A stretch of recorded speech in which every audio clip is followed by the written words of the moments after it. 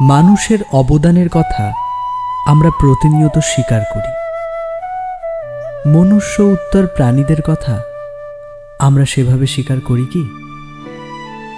নমস্কার। আজ গল্প স্পন্দনে বনফুলের এক ফোঁটা জল।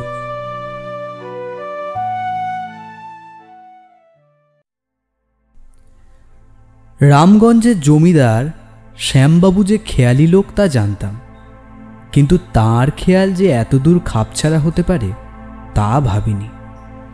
সেদিন সকালে উঠেই এক নিমন্ত্রণ পত্র পেলাম। শ্যামবাবু তাঁর মাতৃশ্রাদ্ধে সবান্ধবে নিমন্ত্রণ করেছেন। চিঠি পেয়ে আমার মনে কেমন যেন একটু খটকা লাগলো। ভাবলাম, শ্যামবাবুর মায়ের অসুখ হলো, অথচ আমি একটা খবর পেলাম না। আমি হলাম এদিককার ডাক্তার। যাই হোক, নেমন্ত্রণ যখন করেছেন তখন যেতেই হবে। গেলাম। গিয়ে দেখি শ্যামবাবু গলায় কাঁচা নিয়ে সবাইকে অভ্যর্থনা করছেন। তার মুখে একটা গভীর শোকের ছায়া। আমাকে দেখেই বললেন, আসুন ডাক্তারবাবু, আসতে আজ্ঞা হোক।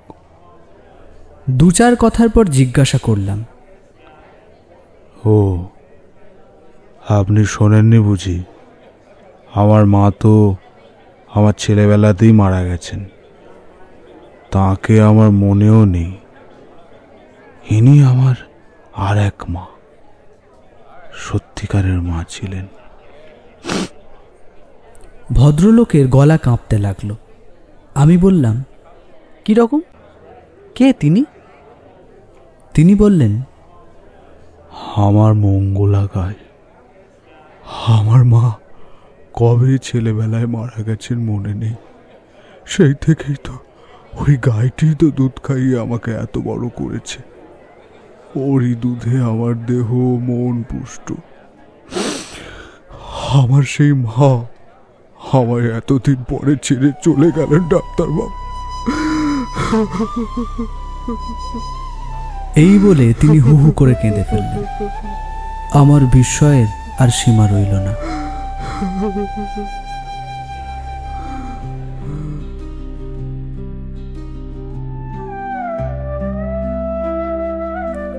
শেষ হলো আজকের গল্প বনফুলের এক ফোঁটা জল। কথক এবং অন্যান্য চরিত্রে Debashis, শব্দগ্রহণে Kshitish, sound oh poster ডিজাইনে রাহুল। গল্পটি যদি আপনাদের ভালো লেগে থাকে, লাইক কমেন্ট করতে ভুলবেন না। আর যদি এমন গল্প পেতে চান, আমাদের চ্যানেলের সাথে যুক্ত থাকতে চান, অবশ্যই সাবস্ক্রাইব করবেন। ধন্যবাদ।